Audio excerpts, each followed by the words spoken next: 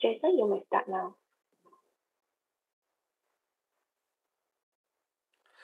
A very warm virtual welcome, ladies and gentlemen, and thank you for joining us in this webinar, Rethinking Packaging, How to be Circular and Sustainable. This is a collaboration between the Embassy of the Kingdom of Netherlands to Malaysia, together with iGEM 2021. My name is Jason Desmond. I'm a radio host, TV host, and also an eco-advocate.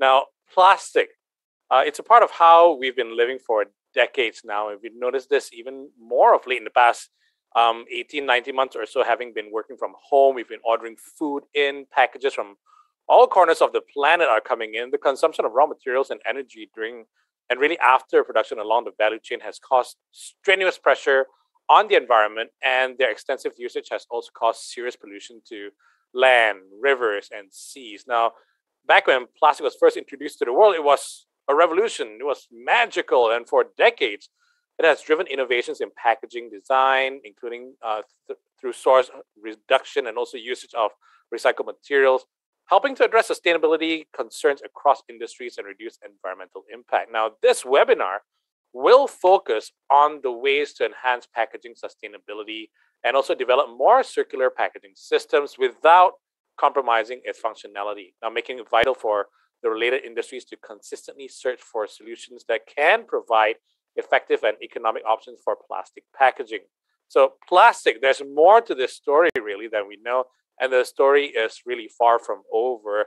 So right now, before we jump too far ahead, ladies and gentlemen, please put your virtual hands together and welcome His Excellency Art Jacoby, Ambassador of the Kingdom of the Netherlands to Malaysia, to say a few words. Excellency, it's all yours. Good afternoon to the speakers from Malaysia and the Netherlands, to the moderator and colleagues. Welcome to this webinar on the theme Rethinking Packaging, How to be Circular and Sustainable, organized in conjunction with the International Green Tech and Eco Products Exhibition and Conference Malaysia, iGEM 2021. Plastic plays an integral part in our lives, especially in packaging. Plastic is cheap to make, but expensive to reuse, and extensive usage has caused serious pollution to the land, rivers, and seas. For decades, plastic has driven innovations in packaging design, including through source and energy reduction and usage of recycled materials. This has helped to a certain extent to address sustainability concerns across industries and reduce the impact on the environment. The Netherlands is one of the countries in Europe with ambitious circular targets. In addition, the country works closely with the packaging industry to realize its recycling targets. We are currently making good progress, but the final aim is for all packaging to be recycled and to encourage manufacturers to convert to reuse. Minister of Environment, Stientje van Veldhoven, has also launched a campaign to combat packaging waste with the aim to reduce the use of packaging, promoting the reuse of it, and enhancing the quality of collection and recycling processes. From an international perspective, the Dutch packaging sector ranks among the leaders in a more efficient use of materials and cutting down of CO2 emissions. By 2025, 74% of all packaging materials in the Netherlands must be recycled and or reused.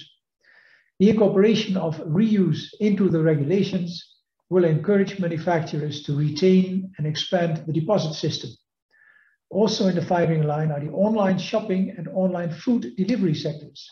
Both boomed during the pandemic, causing cardboard waste and plastic cutlery waste to skyrocket. Today we are very grateful to have with us Afvalfonds Verpakkingen, Plastics Initiatives Division from WWF Malaysia, Ozarka BV and Friesland Campina, also known as Dutch Lady in Malaysia, to share with us their ideas and solutions to overcome packaging waste issues. We always believe that only by sharing and working together, both countries can take substantial steps in the right direction towards a clean, green, and circular economy. I hereby wish you a successful webinar, and I thank you for your attention. Well said, sir. Thank you, His Excellency Art Jacoby. And now we'd like to get your thoughts on something in two ways. A little later after the presentation by our speakers, there will be a Q&A session. But first, we'd like to take a poll right now and get your thoughts on this. And this is going to happen pretty quick. And if you can actually, it's going to be on the screen right now.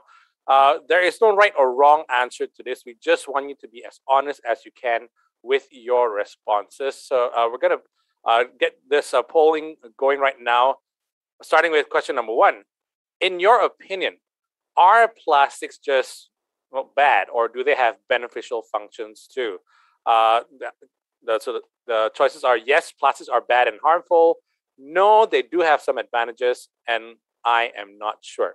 All right, so that's question 1. And question 2 in the poll, is there any space left in Malaysia and Southeast Asia for plastic packaging waste coming from other regions, for example, Europe, both now and in the long run? So again, the options are yes for both, no for now, but yes in the long run, no for both, or I'm not sure. All right, so please punch in your selections now, and we'd love to get your thoughts on this. This is just a poll. Again, there's no right or wrong answer here, and we're going to get straight to the answers very, very shortly. I'm going to get straight to your replies. Once again, in your opinion, are plastics just bad, or do they have beneficial functions too? Yes, plastics are bad and harmful. No, they have some advantages, or I am not sure. And the other is there any space left in Malaysia and Southeast Asia for plastic packaging waste coming from other regions, for example, Europe, both now and in the long run? Choices are yes for both, no for now, but yes in the long run, no for both, and I am not sure. Remember, there is no right or wrong answer here, okay? So let's see what what you have actually had to say. This is going to be very, very interesting because I have my own thoughts on this, and actually wish I could actually put my answer here as well. So what do you think? Once again, if you've just joined us, welcome to the webinar, Rethinking Packaging, How to be Circular and Sustainable. All right. As they put the answers together, as they get all the live results, just want to remind you that we also will have a Q&A session at the end of all the presentations by our esteemed guests, our esteemed presenters. Okay, so this is what we've seen. We have, oh my goodness, all right. Once again, question number 1. In your opinion, are plastics just bad, or do they have beneficial functions too? We have 6 people voting in for no, they do have some advantages, and I completely agree that it's very, very true. And in question 2, is there any space left in Malaysia and Southeast Asia for plastic packaging waste coming from other regions, example Europe, both now and in the long run? Yes for both. We have 1 person saying that, and no for both. We've got 5. So if you're looking at the percentage on that one, it's pretty strong for no. So no, there is no space left in Malaysia or Southeast Asia, for that matter, for plastic packaging waste. Thank you so much for your thoughts on this. Remember, these are your thoughts. We don't look at it as a right or wrong. We just want to get your honest opinion on this. All right. Thank you so much, ladies and gentlemen, for punching in your answers. This felt a little bit like Who Wants to Be a Millionaire. But anyway, right now, let's move on. Ladies and gentlemen, it's time for us now to open our ears, our hearts and minds to what all our esteemed speakers will have to show us today. And we're going to start off with WWF Malaysia, which aims to tackle the problem of plastic pollution through a systems approach that considers the full life cycle of plastics. And here from WWF Malaysia is Ms. Tahira Muhammad, the Interim Plastics Initiative Manager. She is presently leading their plastics initiative engagements for the Malaysian Sustainable Plastic Alliance, which aims to foster actions and goals to shape a circular plastic economy, the Extended Producer Responsibility, or EPR scheme, and the Regional Plastics Action Platform for Malaysia. Now, she holds a master's degree in Sustainable Development Management and a bachelor's degree in Environmental Management. Ladies and gentlemen, please put your virtual hands together once again for Ms. Tahira Muhammad. Hello, everyone. Tahira from WWF Malaysia. Today I would like to share mainly on the packaging waste and the challenges that we face in Malaysia. Thank you for this opportunity, and again, very good morning and also very good afternoon for those of you who are listening from this part of the region. Okay, so I think yes, our ambassador has said this as well. We know plastic pollution is it's a global crisis now, and studies have estimated that there will be more plastic in the ocean than fish by 2050. And shockingly, more than 80% of the plastic litter in the sea is actually coming from land-based sources, which means it's from us humans. And another shocking fact is that Asia contributes to more than 80% of the global plastic waste that's entering the ocean. And if you look at Malaysia as a country, we were ranked as the 8th worst in the world for plastic waste. And one of our significant river in Malaysia, Klang River, was rated as the second highest riverine emitter of plastic waste in the ocean. So when we look at packaging, plastics and packaging, they have a very deep connection because packaging accounts for 36% of the global plastic demand. And when we look at global consumer packaging, 52% of this comes from plastic, and 32% of this packaging, it leaks into the environment because it's mainly designed for single use and very short-term use. And when we look at Malaysia, packaging industry constitutes about 48% of the revenue of all plastics consumed in Malaysia. And without fundamental redesign or innovation, we will never be able to reuse or recycle plastic packaging. And looking at our consumption pattern in Malaysia, our annual per capita plastic consumption is very high at 16.78 kg, even compared to bigger neighboring countries such as Indonesia and even countries like China. And yes, I think this is a very common observation now that there's been a sharp increase in packaging consumption through our food delivery practices and as well as online shopping practices. And looking at Malaysia's household waste composition, plastic holds the second largest share in Malaysia's overall generated waste. And we often look at the environmental and social aspects of this. There is also economic downside to it, where we lose not just Malaysia, but when we look at Southeast Asia region, we lose a significant portion of our economic value, about ringgit Malaysia 24 billion loss in value because we fail to recycle plastics. And looking at Malaysia alone, we lose about 81% of material value of plastics every year. And when we talk about packaging and plastic packaging, you can identify this packaging mainly from these 7 codes, and some are more recycled more often than others. When we look at Malaysia's recycling rate, it's relatively low at 20%. And there are only there are only certain type of plastics that's mainly recycled or collected for recycling, which is PET, HDPE, and PP. These materials have a rigid mono material based, so it's more recycled than other materials.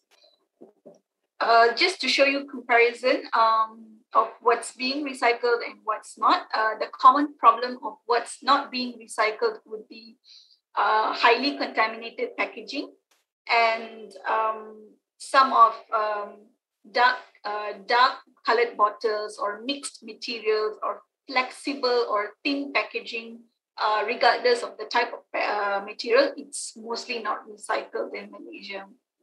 And as I will go on about this in a later stage as well, but as Malaysia lacks waste separation practices or at a household level, most of our waste recyclables are highly contaminated, and this puts a very strong barrier for recycling in Malaysia as well. So just to show you some common problem that we face, most of the packaging that we see in the market are multi-layered or mixed materials, where several types of plastics are mixed together. And these are not often recycled in Malaysia and often ends up in landfills. And for example, some materials, although they are recyclable, can be recycled, but the existence of labels, stickers, and as well as other materials, for example, laminated with aluminiums or printed with other type of inks, makes it hard to recycle, and this ends up in landfills as well, mostly in Malaysia. And one common misconception is that we often see the liquid soap pouches in Malaysia and anywhere in the market.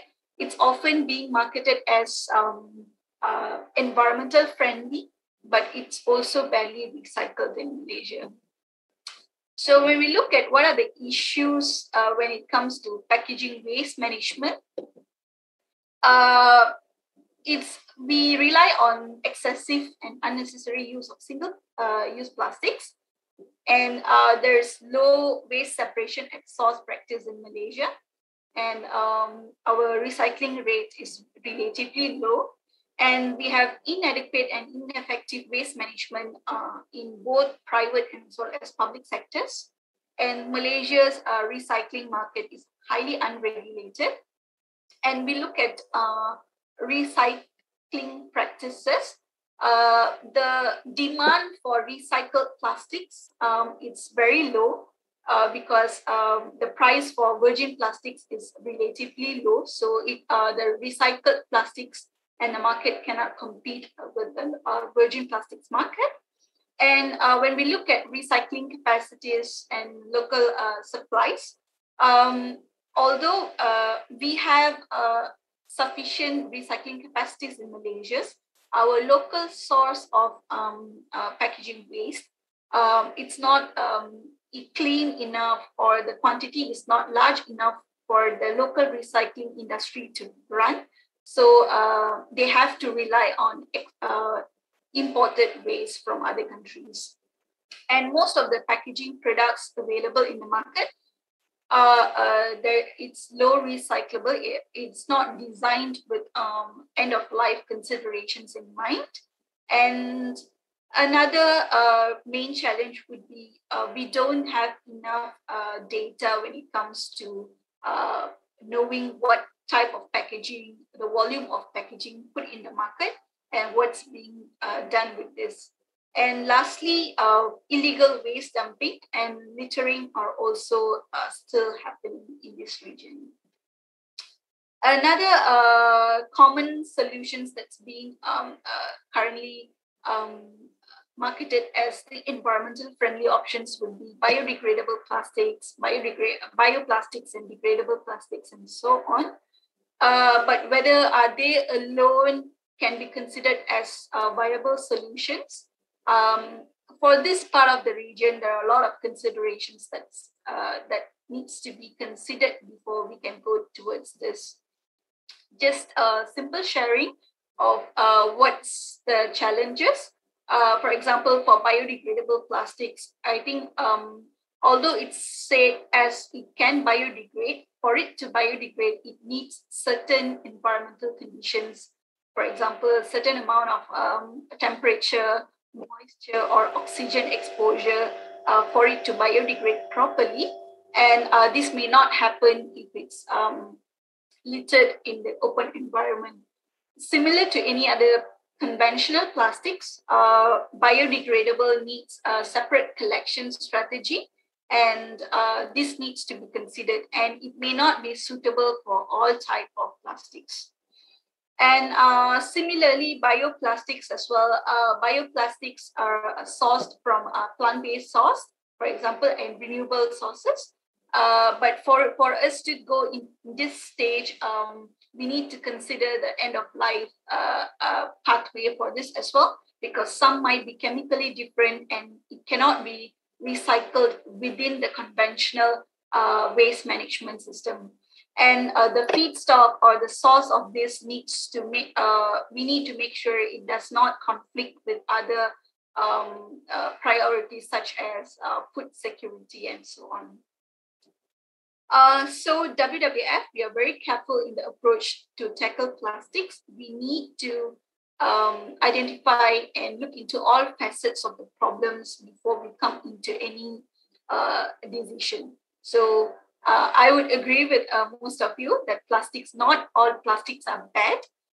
It's how we use it, and we shouldn't look into eliminating all plastics. But at the same time, we shouldn't give broad endorsement to any alternatives without understanding its source and context of life cycle considerations.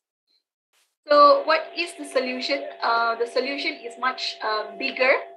We need a more systematic change to see how we can stop plastic leakage into nature, starting with reduction and as well as looking at innovation, redesign, reuse, recycle, and so on. So the primary difference would be how we need to shift from linear economy to circular economy.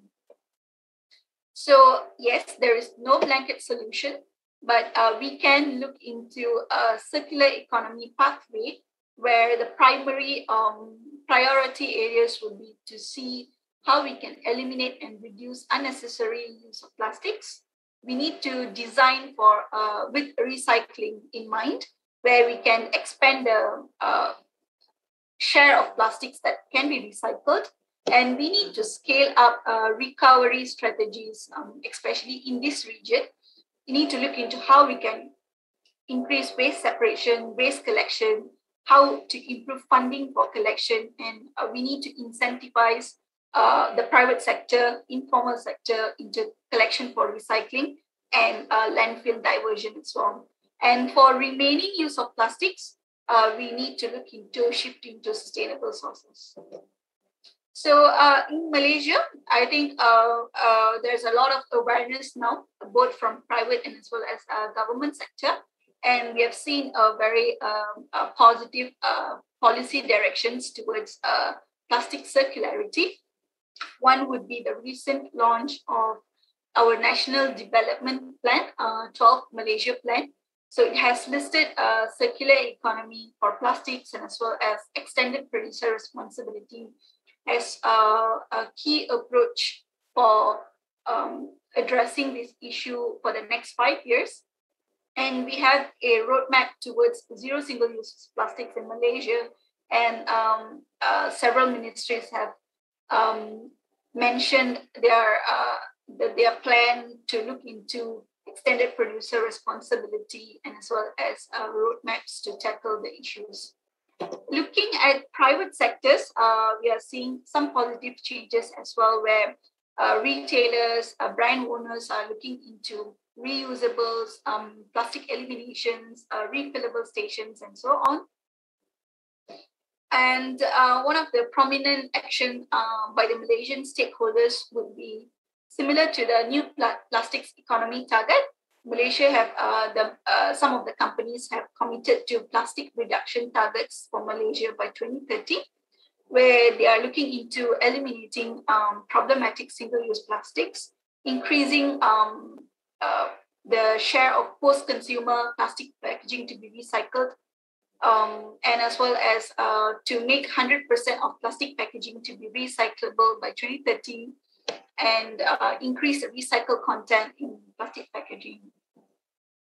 And similar to this, what WWF is doing is that we have adopted the No Plastic in Nature initiative, where the vision is that no plastic should end up in environment and polluting the environment. We are looking at several pillars, which is we are advocating for policy for international treaties, and as well as not national policies such as EPR to be implemented. And we are working very closely with businesses in Malaysia to look into how they can incorporate these actions into tangible actions and as well as targets. one of the prominent work that we are doing, and we are supporting the Malaysia as well as several other programs, would be looking into extended producer responsibility scheme for Malaysia. So what is EPR? It's a policy tool or concept that aims to reduce environmental and as well as economic burdens of waste management. Typically, the waste management finances will come from the government or municipalities. Through this concept or policy, we want to extend the responsibility to the producers or the brand owners as well, where they have some physical and as well as financial responsibility to manage their packaging at the end of post-consumer stage. So it has various benefits, but basically how this will affect packaging itself would be the identified companies or brand owners will need to pay certain fees to manage their waste, collecting, recycling, and as well as disposing the packaging waste once it's been discarded by consumers. So the fees, for example, the fees will be determined based on the ease of recyclability of the packaging. So if we are putting easily recyclable packaging, eco-friendly packaging, the fees that you're paying would be lower. And if you're putting in difficult to manage type of packaging, the fees will be higher. So the aim of this, or the concept of this, is that we are giving a financial motive for companies to look into their packaging, design better to ensure the packaging does minimum damage to the environment, the packaging and as well as the products. So as I said, we are looking into supporting the EPR journey for Malaysia by providing science-based recommendations, case studies, and as well as our knowledge from other countries and so on. So that will be all from me. I hope I used my given time appropriately. Thank you. That's great stuff from Ms. Tahira Banu Muhammad Arif from WWF Malaysia. And if I'm to be perfectly honest, I don't know whether that has made me even more concerned about what's going on out there. There's too much plastic out there, or not. But just want to remind you that we're going to keep the poll running, as what Ms. Tahira actually mentioned just now about how she agreed with how there's way too much plastic still out there. We're going to keep the poll running. Click on the green polling button, and we're going to keep tabs on where your opinions are when it comes to our two questions. All right. Thank you very much once again, Ms. Tahira. Right now, let's move on to our next presenter. Now, Paul Christians is a Senior Business Analyst, International Relations Manager for Apfelfunds of Verpakkingen, studied International Business at Tilburg University. And after graduation, he worked for the Dutch-German Chamber of Commerce, and since 2018, works for the Dutch EPR system for packaging, first at Netfang until 2016, and now for Apfelfunds Verpakkingen. He has had several functions, mainly within business analysis, both put on market and also packaging waste management, and also as a secretary to the board, and also as an international relations manager. That's his current function. He's very, very active within EXPRA and the EU umbrella organization for not-for-profit EPR schemes for packaging, partly as a deputy member of the board. And Paul specializes in compliance in the measurement of put on market and recycling. We're going to get more information from him about what he's going to be talking to us about right now. Ladies and gentlemen, put your hands together for Paul Christians.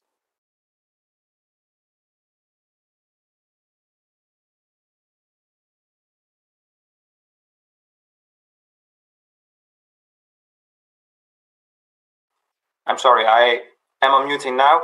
Thank you very much, Jason, for your kind introduction, and to His Excellency Mr. Aart Jacobi also for the possibility to speak. As said, we are the Dutch EPR system for packaging, aiming to collect, sort, and recycle packaging and meet the targets that His Excellency has mentioned in his introductory speech. I'm not handling the presentation myself, so I have to ask to advance one slide, please. I'm going to be talking about packaging and, of course, plastic packaging in special. Why do we need to focus at this? First, I'm going to ask myself the question, why just packaging and no other plastic items? And I think that Ms. Mohammed said in her presentation also some shares of how big packaging is within the world of plastics. In the European Union, it's about the same. Around 40% of all the plastics produced is for packaging. But then there is 60% of the other plastics which need attention too, and they get to the waste market as well. And currently in the EU, 75% of everything that is recycled comes from packaging in plastics. So packaging is already doing a good job in the European Union, though. I think we need to focus on all plastics and not just packaging. But then still, I think packaging is a very hot topic in the world of plastics. Could you advance one slide, please? The question is, how do we see packaging? Do we see packaging like this, or do we see it like that? I mean, consuming packaging, or do we see it as somewhere lying around in the environment? Both are true, unfortunately. I would love to see the first slide and not the second one. I think we all can agree on that. And is this how we see packaging waste? This is the intermediate solution, I would say. Because as long as there are plastics, I think we have the need to collect it and to recycle it. So packaging is not just packaging, it's also waste management. That's an essential part of the whole discussion. So that's the biggest advice. I think we've seen it in the previous presentation also. If you want to make for a better world, we have to establish well-functioning collection and recycling systems. And as always, the consumer, the person, the people, the behavior that we have, that's the problem. That's the real problem. But if there's no real recycling and collection alternative, then the question is the consumer to blame or not? And I think in the European Union, the consumer would be to blame. But as long as there is no infrastructure for the collection, it's a difficult situation. Could you please advance one slide? Because my dogma, more or less, I would like to say, is that packaging is good. Packaging is very positive, to be honest. It should be analyzed not on a standalone basis. It always comes together with the product that it encompasses, transports, keeps fresh, etc. A significant share of the packaging is used for food or foodstuffs, and they need to be packed properly, because if they are not packed properly, they are going to lose their function, they are going bad, and the damage of such is even larger. Think of the extraction of water, think of land use, etc., that we have in order to grow our food. So the environmental footprint of packaging, if you look at it from a cradle-to-cradle principle, is normally always positive. The only thing, though, that part of this cradle-to-cradle perspective should be that you recycle the packaging. So that's the main aim that we have. That's why I put the three arrows in the background. That's the message for today, I would say. So could you please advance one slide? So the solutions, it is not just recycling. So that's the right part of the slide. It's also reduction. So when rethinking plastics, we will have to look at, do we need everything that we are using now? Can we reduce? Can we replace maybe with a better alternative? Not just coated paper, please, because the coatings on paper are normally also plastic, and this normally is not recyclable at all. So that may even be a worse solution. So we really have to look at the functionality of that what we are trying to pack, and how the packaging would behave in the waste phase. We will have to look at consumption. How do people behave? What do they want to consume? Maybe we have to consume less. That could be a very logical step, to be honest. And we have to make packaging from recycled content. And in the EU, there's regulation coming up for that. And on the reuse theme, I think I mentioned all the aspects already. We need the infrastructure for waste management, and only then we are able to recycle. Reuse is also, of course, something that we would like to do, but I want to highlight that it's not possible for all the plastic packaging. It's mainly for the secondary and tertiary packaging, so in the logistical area.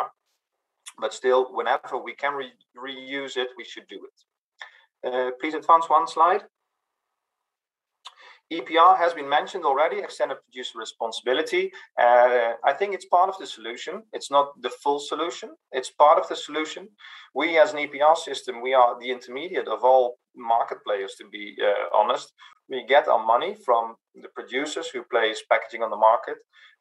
It's not yet differentiated in the way it was presented before. All the costs that the money that we receive are calculated based on the costs that we have in order to collect and to recycle the packaging waste. It's a highly regulated area in the EU. There are rules for it, and we have to stick to that.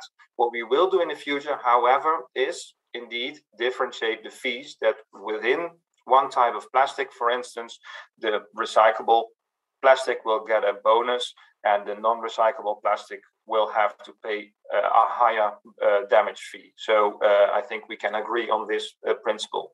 And with this, we communicate with the municipalities, with the waste management companies on how they have to collect the waste, and they report to us. And we get figures back, and we report on the recycling rate to our governments. But that's not all that we do. We have litter prevention campaigns in order to stimulate the public to throw away their packaging in the waste bins and not in the nature.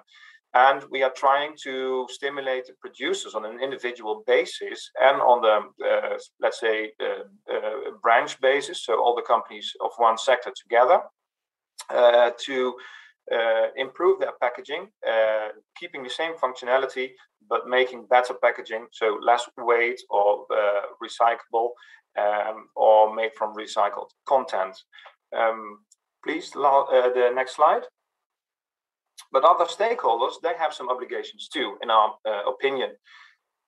Municipalities and waste disposing companies, they are responsible of how to collect waste and also packaging waste. So they have to make sure that they have designed a clear, functioning, well-functioning infrastructure for the collection, for the sorting, and for recycling.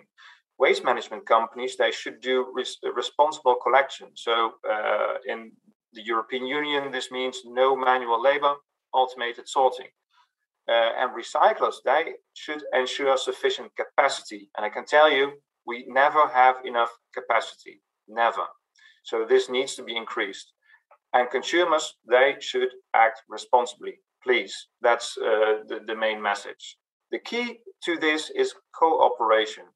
Not try to do our things on a standalone basis. We have to speak with each other, make action plans, live up to the action plans, measure what we are doing and improving, and keep this in a continuous focus.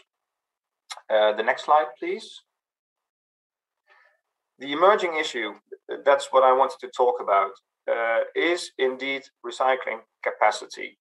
I put up a graph that I made myself based on an analysis that I did, and the message of this is that in order to reach the recycling targets that have been set in the European Union, we have not sufficient capacity in order to do so. So there is a current capacity of 7.3 million tons, and we need 10.6 million tons in 2025 in order to get to our recycling targets that are given to us. This is why probably companies from the European Union are shipping over their waste to Malaysia, to other Asian countries in order to have their packaging recycled. And when we are stacking all the recyclers over there, there might be a pressure on the local system, as to collect, because you wouldn't have sufficient capacity to recycle. And our problem would be solved, but that's a quite arrogant statement to make, because we give some local problems to the countries in Asia, and that's something we need to think about.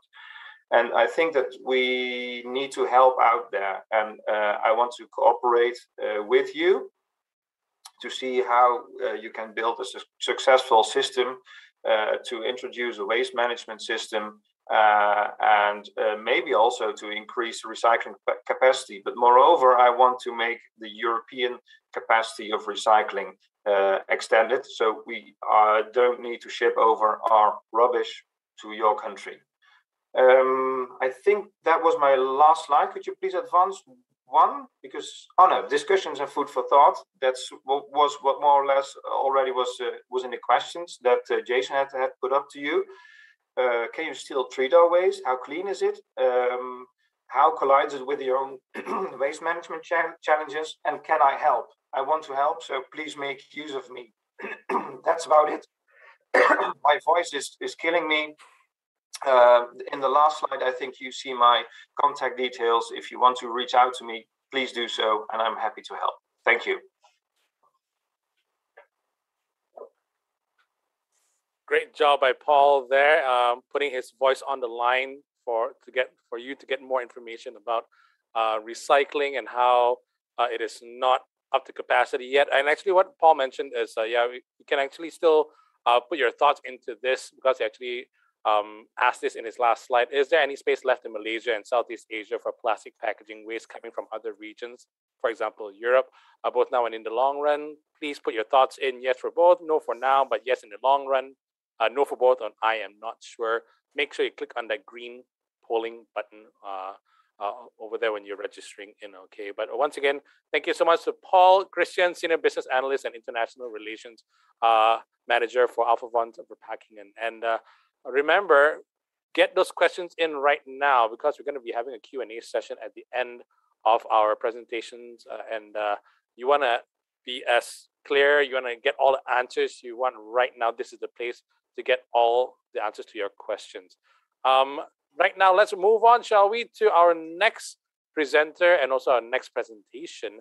Now, Michael A. Massa is the co-founder of Ozarka and oversees the how of the company. Now, Ozarka offers the sustainable alternative to single-use plastic packaging in the made-to-order food sector, and their clients include caterers, office canteens, takeaway, delivery, restaurants, festivals, you name it. Now, after developing the business plan with the company's founder, Beth, Michael joined Ozarka full-time, helping solve operational challenges by leveraging his background in electrical engineering, law, as well as data science. Ladies and gentlemen, please put your virtual hands together once again for Michael A. Massa.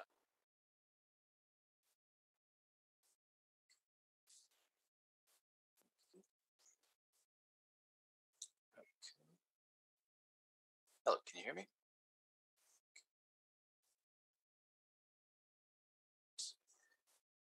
Okay, I hope everyone can see my screen now. So thank you for the opportunity to speak today and to share some of my experiences with Ozarka. We do operate in the reusable space, and in particular, we offer reusable containers for the made-to-order food sector. Now, we've already talked today about the problem, and I think everybody recognizes that municipalities are burdened with waste management. Restaurants and caterers also fear the pressure here. They don't even like placing their food in these disposable containers because of the amount of waste they generate and because of the way that it affects the food experience. These are very often low value containers, and it degrades the overall experience. Also, of course, consumers feel the burden. As has been mentioned during the pandemic era, naturally there's been a lot more takeaway and delivery. And one of the effects of that is that people are really noticing the amount of waste they're generating by ordering through these platforms, Uber Eats, takeaway, Deliveroo, etc. And so this problem is widely recognized, and we know that by with the current consumption trends, it's only going to increase. And I should say that our focus is on material waste generation primarily.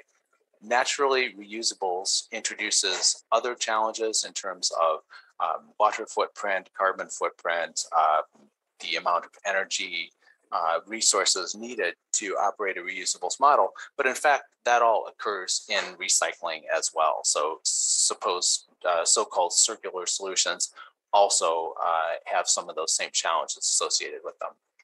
But by focusing on material waste, really our key is to offer reusables in place of the disposables that our restaurant partners would normally use.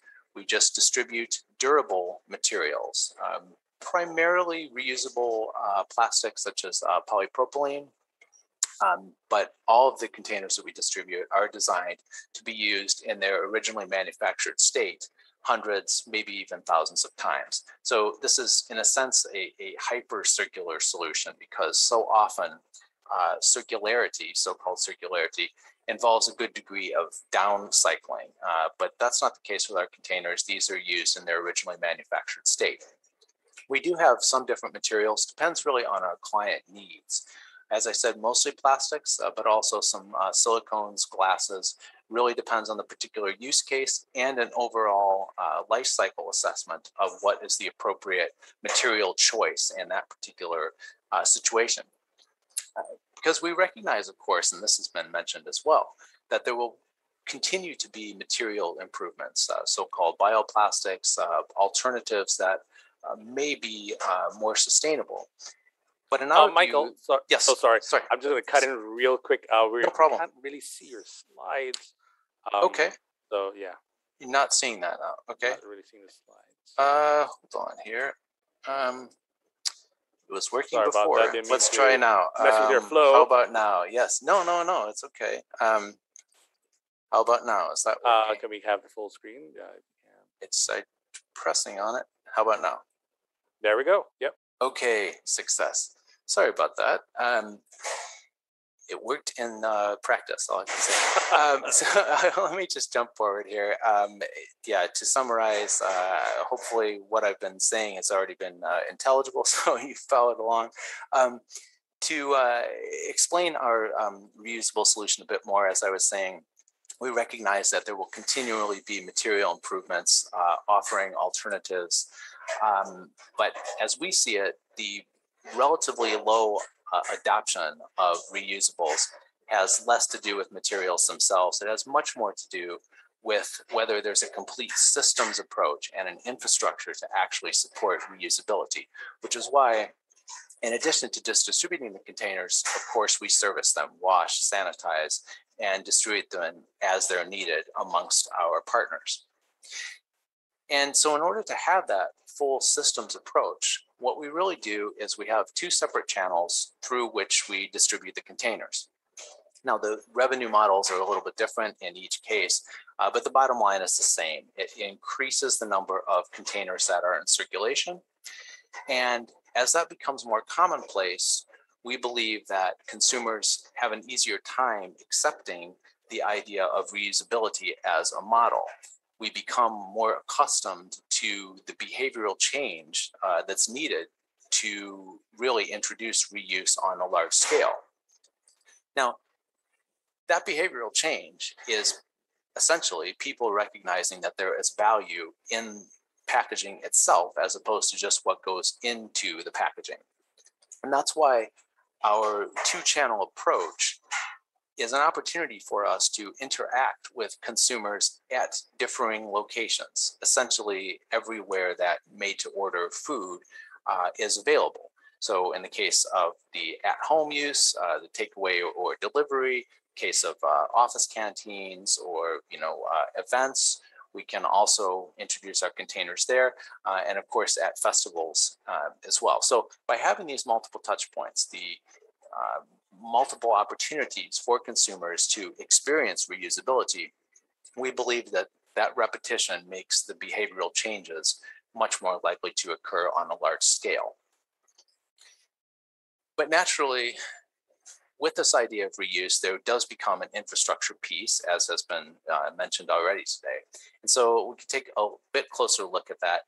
Essentially, as the servicer and distributor of the containers, we get the containers into the hands of our food preparation partners. They then place whatever it is that they're putting into those containers, and they are then responsible for distributing them to consumers.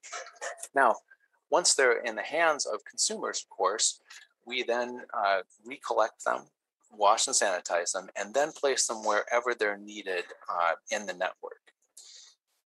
Now, it is fair to say that with these multiple channels, our B2B and our B2C channel, we do have different logistical and operational challenges that we recognize. And that has to do essentially with how the container, how we get it back into our possession. In the case of what we call the closed loop systems, things like festivals or office canteens, it's very efficient to get the container back in our possession. Basically, placing bins on site encourages people to do what they need to do. We take possession of the container, and as I say, that's done very efficiently.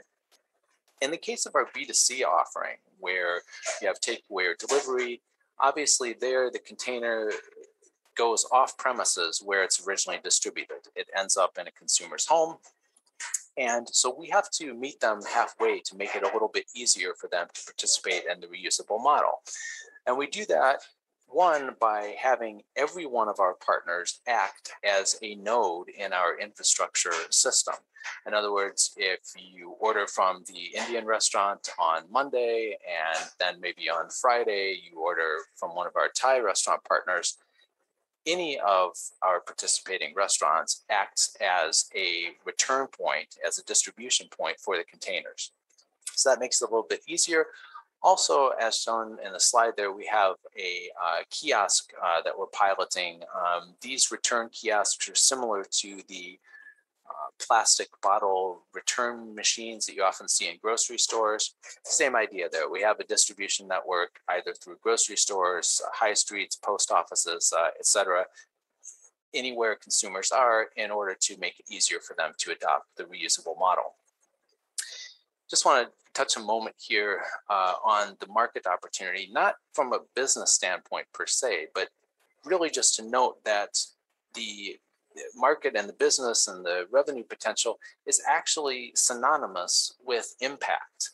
Naturally, the fewer disposables that end up in the waste stream, the greater impact that we can have. And so that's, again, why we have this multi-channel means of operating. It's not especially for profit and revenue as much as it is to actually have the impact. So we are not operating in niche markets. And basically out of time here, I just wanted to touch briefly on some of the strategic changes that we'll be making in the next few years. The legislative and regulatory improvements we know are going to be happening, things like outlawing or considerably restricting particular materials, disposables in general. So reuse is going to become more widespread anyway. We have the infrastructure in place to support those kinds of changes through individual container tracking. Those are the kinds of technologies that allow us to truly make the sustainability argument. We know how far these containers are being used. We know how frequently they're being used. And that's why we can very reasonably make the argument that our reusable approach is more sustainable than alternatives, at least in the made-to-order food sector. So that's all I have today. Please, on behalf of my partner, again, thank you for the opportunity to present today. And please let me know if you have any other questions. Thank you. Brilliant, very, very in-depth. Thank you so much, Michael Massa from Ozarka. And I tell you what, if you have any questions for Michael, once again, we're going to have a Q&A session at the end of this, of all the presentations. So get the questions in right now. Once again, you can also still get your thoughts in to our poll. You got to click on the little green button there, and we've got 2 questions up there for you. I'm going to remind you of that in a bit. But lots to think about from what Michael has said already, making sure that it becomes a habit and whatnot. I've got questions that I want to bring up to Michael in a bit. But right now, let's move on swiftly, shall we? Now, Craig Miller is Friesland Campina's Regional Packaging Development Manager based in Singapore. Now, Royal Friesland Campina is a large Dutch multinational dairy cooperative which is based in Amersfoort, Netherlands, and has operations globally. They're responsible for packaging development, including driving innovations and a packaging sustainability roadmap across 7 key markets in Southeast Asia. And one of these global operations is their Malaysian subsidiary, Dutch Lady Milk Industries Berhad, or DLMI, where Ms. Carol Lee is from. She is their Safety, Health, Environment, and Sustainability Lead. I'm going to hand the reins over now to them. Ladies and gentlemen, it is over to Craig and also Carol. Thanks a lot, JD. So we will basically, I think it's good, we will kind of round out the conversation because we will give an overview of how we view sustainability and what we're doing on packaging from brand owners and large manufacturers' point of view. So I will basically start with an overview of what is our global sustainability towards all types of sustainability, and then drill down into packaging, and then I'll lastly hand over to Carol, who will give a context to what we're doing here in Malaysia. So basically at Friesland Campina, one of our driving goals is nourishing a better planet. 10 years ago, we ventured on a sustainable mission as part of our strategy towards 2020. During that last decade, we agreed to work really tirelessly towards a set of goals that we want to achieve for generations to come. One of our big goals for us has been to really constantly build a stronger, sustainable foundation, one that is something we can build on for the decades ahead as well, but not just for us, but for the entire industry and internationally. Since 2010, we did a lot of good work, but as we all see, the planet's still under pressure and the global population keeps growing fast and keeps needing feeding. So that combination is still not yet in balance, and as a human species, with all of the industries that we all work in, all of these are impacting nature and climate, and that's not something that's new. That's been going on for the last decades or even 100 years. But for us as a company, as Friesland Campina, it's time for us to go on a new long-term ambition for the next few decades, and we have some big goals for the coming decade. So we see there's no time to lose. This next decade ahead towards 2030 is a decade of action. As such, we're really working as a company towards nourishing a better planet, and you see that there in our overall sustainability strategy on the page. So if you can move to the next slide, Carol. As a large dairy multinational, we have a natural product full of relevant and vital nutrients. And you would think, or a lot of people would know, that milk production itself has a higher environmental impact than some other products, but it also has a high nutritional impact.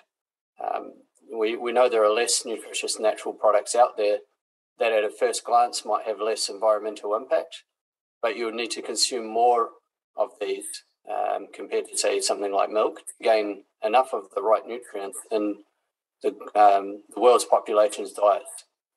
So in that way, the impact of a less nutrient-dense product versus something like milk actually goes up.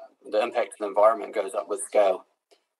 So you could deduce from that maybe we should produce more dairy, and that would maybe be a logical thing to say for a company in our position. But no, for us, that's not how it works. Having a great natural product simply is not good enough for us. And as such, our goal as Friesland Campina is to stick with the high nutritional impact, but minimize the environmental impact and strive for, in the long term, carbon neutrality. If you can move to the next page, Carol. If you can go one back, sorry.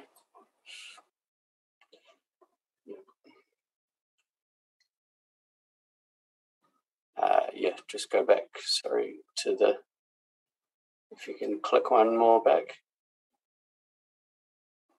To the slide above that.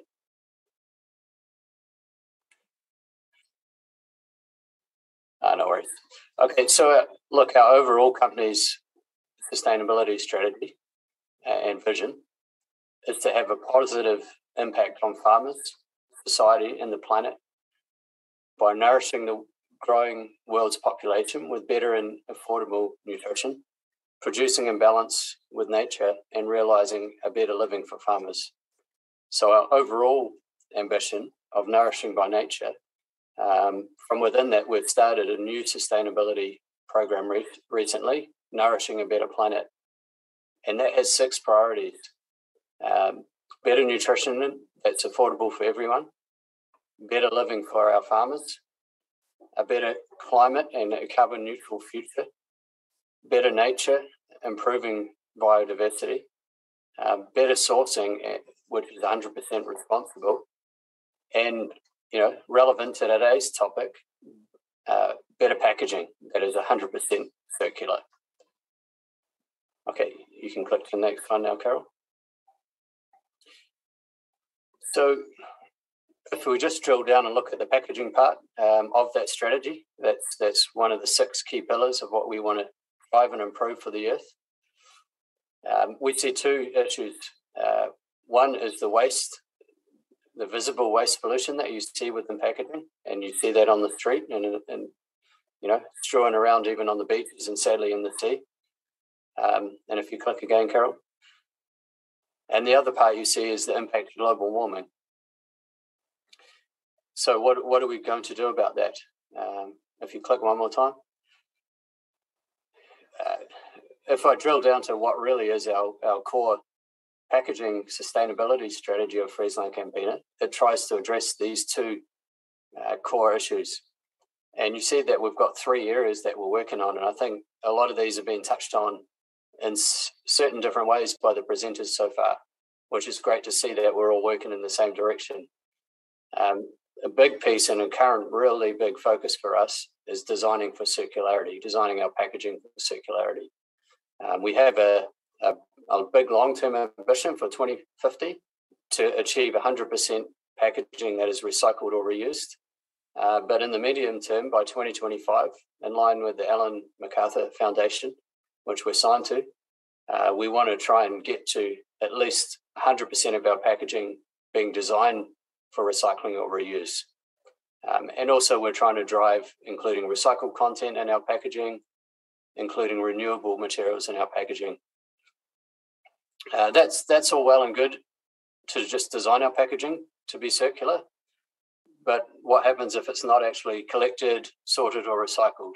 So we actually have that within our company strategy, even though really as a brand owner, it's typically not something we get involved in directly, but we're trying to grow our own expertise and in our own way help drive recycling. And some of that's through pilot experiments in markets around collection, collaborating with different organizations within our markets, collaborating with our suppliers and other manufacturers to try and move things on the collection, on the sorting, and on the recycling space. And then lastly, the third part of what we're trying to do to improve and drive our packaging towards better, more sustainable future is to have a lowest carbon footprint possible. And that really is a direct kind of work stream towards improving the global warming outlook. So we have a long-term 2050 ambition to get towards net zero emissions. In the short term, we're just doing everything we can to improve the carbon footprint of our packaging, be that reducing weight, removing problematic packaging such as single-use plastic straws or spoons, or trying to move away from the really high carbon footprint things like metal where we can in our packaging. So that's kind of an overview. Welcome any questions on that later on, and I will hand over to Carol for the last 2 parts. In Dutch Lady, in our sustainability roadmap, in fact, we have 4 key strategies for 2025, and packaging sustainability is one of the main focus for us in these few years. So in sustainability of packaging, we not only look into our internal packaging, our internal innovation, but we also would like to partner with people and put some education and also get awareness from other people. As what I have listened from other speakers, like Miss Tahira, we actually the education and awareness from Malaysian in Malaysia market is very low. So that's the area that we would like to focus more and provide more awareness. And we are working very closely and partnership with other alliances and also the manufacturer in Malaysia. For example, we work very closely with Maria and Ken, the CEO Action Network. We are working on some programs for these few years to also look into the how to do the collection and not only the recycling.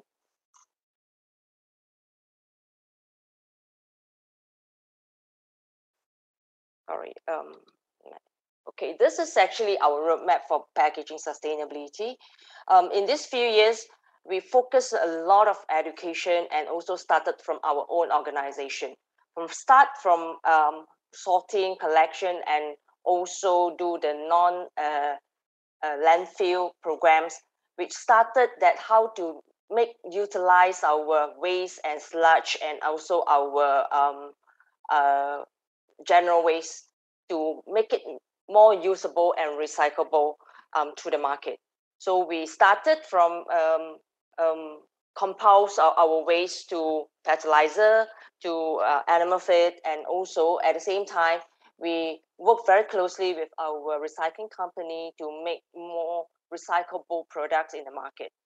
For following next 2 years, in fact, we focus more on our liquid product, the packaging for the liquid product, and then following another 2 years, we will focus on the flexible product packaging. So next 2 years, in fact, we are also focus a lot of the hot topic like straw, wrapping. That will be the area that we are looking for improvement. At the same time, we also looking to how to make the product can be collected, and then we can help the society to do the circulation and also the recyclable. So this is about actually our packaging sustainability for Dutch Lady. We have actually plans until 2030, whereas that we will make more knowns to the society and also our consumer together with our partner. That's all from my side. Over to you, Jason.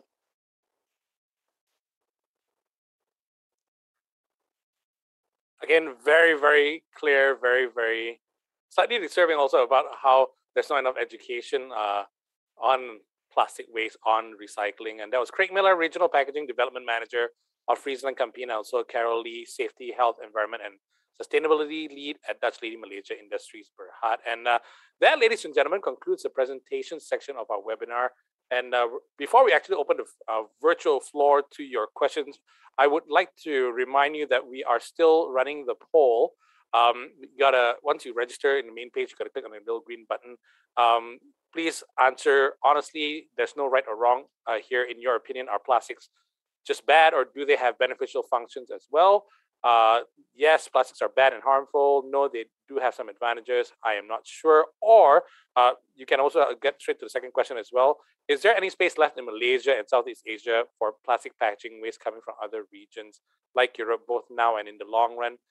Get your answers in for that as well, because we would love to get your thoughts on that. But right now, ladies and gentlemen, it's time for us to open the virtual floor to your questions. And some of you have actually been sending in all these really, really amazing questions. Thank you so much. And I'm going to see who wants to actually answer which one first. But once again, I'm going to invite all our panelists back on. Once again, Ms. Tahira Banu from WWF, Paul Christians from Alpha Vons, Michael A. Massa of Ozarka, Craig Miller of Friesland Campina, and of course, Carol Lee from Dutch Lady Malaysia. And you guys can jump in for whichever question that you prefer to answer, really. But let's start with question number one. How can we, this is a very interesting one because we're talking about plastics mainly, but how can we recycle glass in Malaysia? The consumers now have no way to return our beer bottles, sauce jars, and bottles I'm keen to know, especially for Klang Valley, because if you actually head over to the Netherlands, there are these little machines at the malls and the supermarkets, you can just plonk it in and whatnot, right? And you get money back, for crying out loud. Okay, cool. So how do we do that here in Malaysia? Who wants to take that on? Hi, Jason. I can take that question. Okay, Tahira, yeah.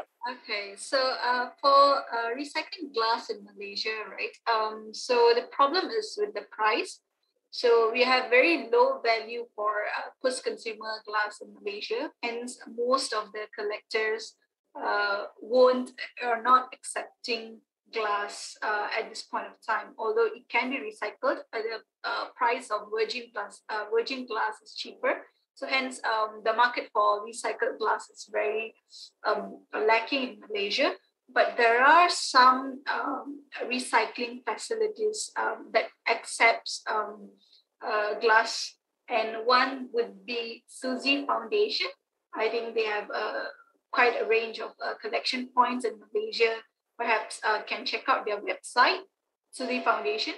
So they are a faith-based organization in Malaysia who collects recyclables. And they're based all over Malaysia, or yes, they have a wide range of points, recycling points in Malaysia, and can check out their website. But I do know that it will be very difficult to find collectors that accept glass at this point of time. But perhaps in future, when we have more regulatory systems in place which accepts far more packaging products, then we will have more established system. Yeah. All right. If I may add on this, from the technical side, glass is a very difficult subject to recycle. The contamination needs to be very low when you put it in the melter. So apart from the price, you need to be sure that the cleanliness of the glass waste is very high. So you need a full separate collection on that. This might be either a deposit refund system where you get money back, but you paid it in advance when you purchased the product, or the glass bring banks, which we have in Europe, which are located close to the supermarkets. So by having those things, bringing back the packaging where you bought them, I think that could be one of the solutions in order to get a better quality of glass after all. So basically, when we finish using our glass bottles at home, clean it before we get rid of it, in a way. Does that help? Yes, rinsing the most of it would help, certainly, yeah. All right. Okay, anyone else? Anyone else want to jump on? Carol? No? Yes? Okay, cool. Let's jump on to the next question. European supermarkets packaging can be pretty extensive and most times unnecessary. Example, packaging for bread where each piece is individually plastic wrapped within one plastic bag. Are we passing the reduced message to these producers? Well, that's not only in Europe. I suppose even here in Asia, we see that where every bun has its own plastic bag, whatnot, right? So, so are we passing the reduced message to these producers? I can answer that if you would like to. I think that the statement refers to the products that are bought for on-the-go, in on-the-go nature. So when you are traveling and you want to consume something, then you might take such a roll or a small piece of bread. It would not be sensible to do that. Also, in terms of costs for the producer, actually, to pack every single slice of bread separately. Mostly they are sold in one loaf or half a loaf, which is, well, according to how people consume. So individual packaging should not be promoted for a normal house consumption area. And if they do that, of course, we should all pass the message that this is not the way forward. Anybody else want to chime in on that one? All right. Yeah, I'll add a little bit from a manufacturer point of view as well. Yeah, I agree. Ideally, manufacturers or brand owners shouldn't be launching or putting excessive packaging out there. There's always going to be a certain place. Like, I actually worked for a bread or bakery company in the past, and yeah, to allow you to get your daily fresh baked bread, you do unfortunately need plastic packaging.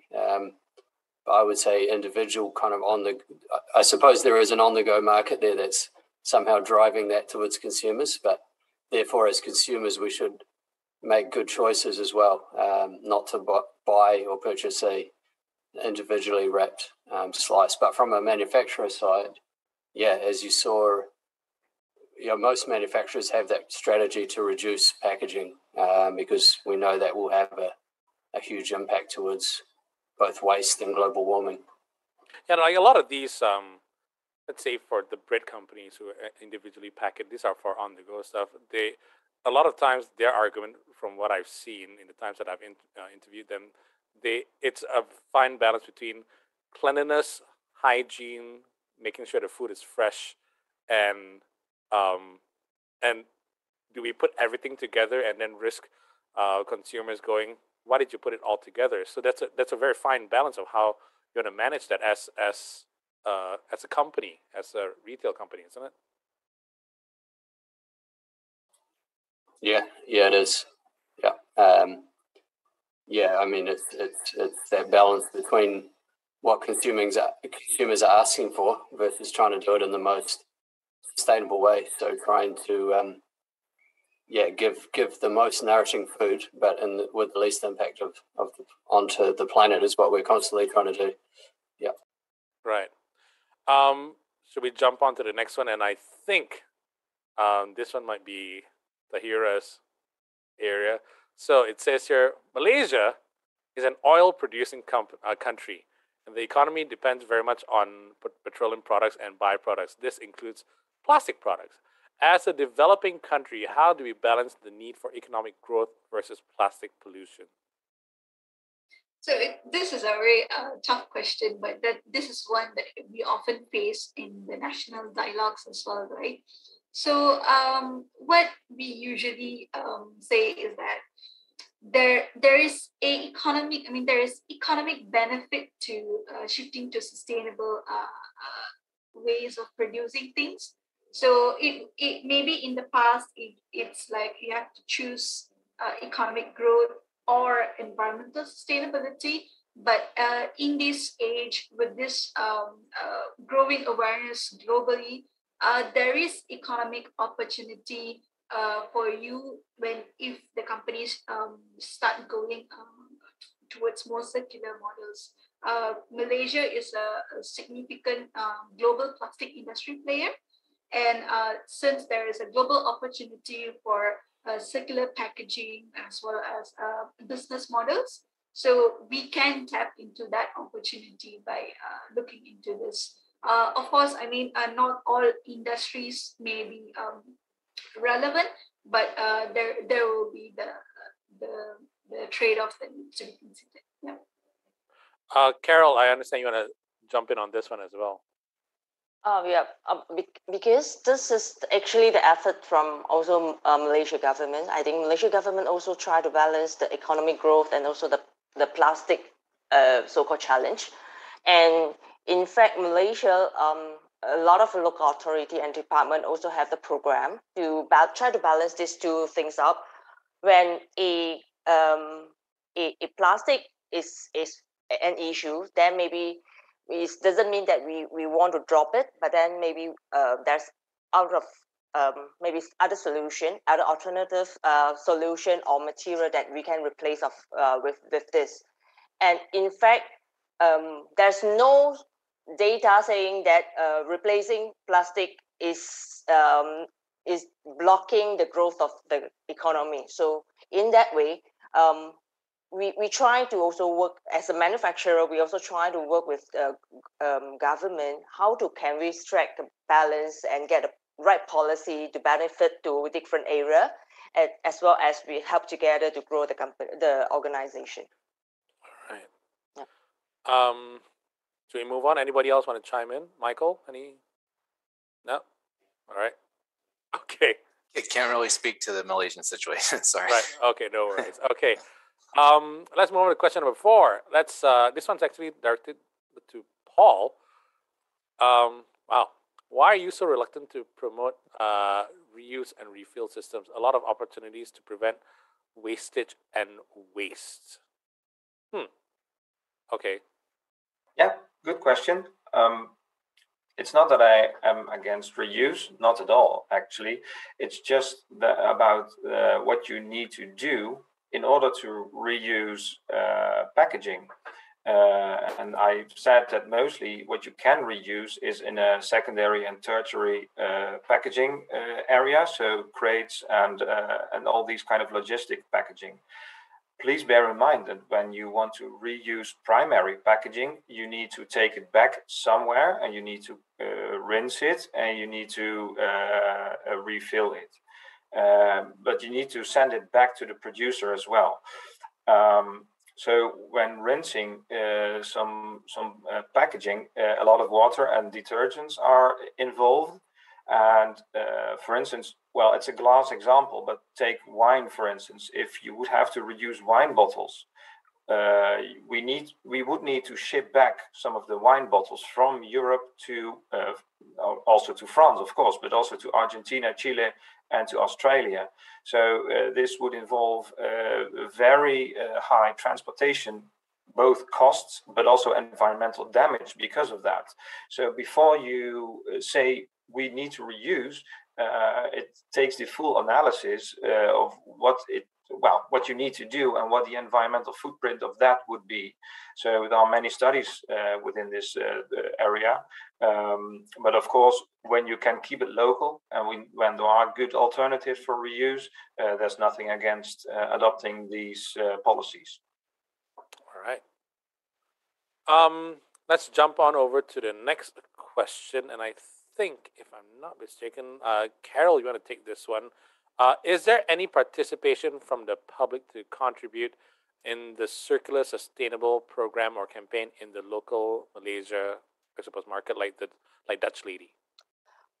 Actually, a Dutch Lady, no, we are not working for the program alone. So because like what we say that we need the cooperation from partner, from industry players, as well as the end user to achieve our sustainability and become more efficient and more effectively.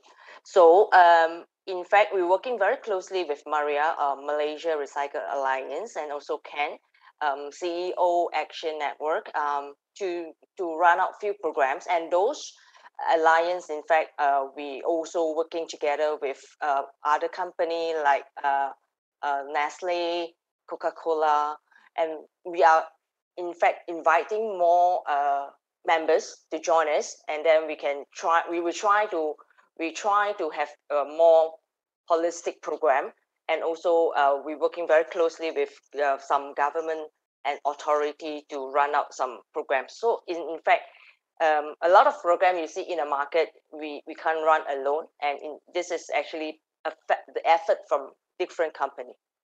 Right. Okay.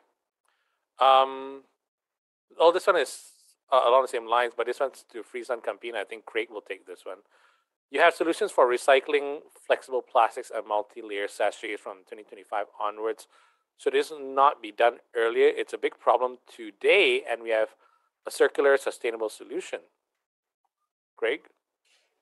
Yeah, look, that's a really good question. It's one that we're actually working on as a company. It's in our goals to ultimately make our multi-layer flexible packaging sustainable in a circular way.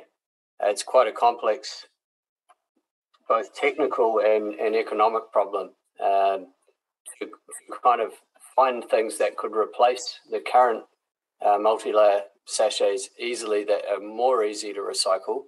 That those are not even yet developed yet from a technical point of view, to give the product the required shelf life that the consumer needs. And then the economic side of things, to make these types of packaging circular is much harder than something like, let's say, glass or PET bottles. PET bottles in Friesland Campina, we've already launched 100% recycled content in Europe, because the value is there for recyclers to actually want to collect that bottle and put it right through the circular loop. For multi-layer sachets, no one really wants to either collect, sort, or recycle those easily at this point in time, both because it's hard to do so, because they're quite a big mix of different types of plastics, but also because it's not really that viable economically yet at this point in time. But we're doing some pilots on that, and we have got some things going and in our pipeline, even in Asia, where we will start to collect and recycle, and it won't be quite fully circular, but we'll be turning some of our flexible packaging back into items like building materials and things like that. So we're on the path, and we've got a roadmap. But yeah, it probably will take a few years for us to get to those being fully circular. Yeah. Paul, you want to chime in on that? Yes, I have a quick update for the European situation. There is a EU-funded system for flexible packaging. It's called CEFLEX, CEFLEX. And that's a full program on flexible packaging and how to make it more recyclable. And we are hoping that this will get some good results in the near future. All right. So before we conclude, I just want to have, I suppose, Tahira and probably Carol on this. From Malaysia's standpoint, I mean, where are we right now? Many targets were put together in your slides and also by the government in the 12 Malaysia plan. You mentioned a lot of to do with political will. From your personal and also professional point of view, can these targets be met, and what do we need to do? Even as a consumer, what can we do to achieve those targets, plastic waste-wise? I can go first. Yes, we see significant action in terms of policies and a roadmap in Malaysia. But what I see is that we need more improvement in terms of the timeline that we are looking at. We see the timeline, we need a more drastic or robust timeline in working towards this, and more drastic collaboration between the private sector. And we see some multinational companies, for example, Dutch Lady, Nestle working towards it. But we also need more participation from the local industries themselves.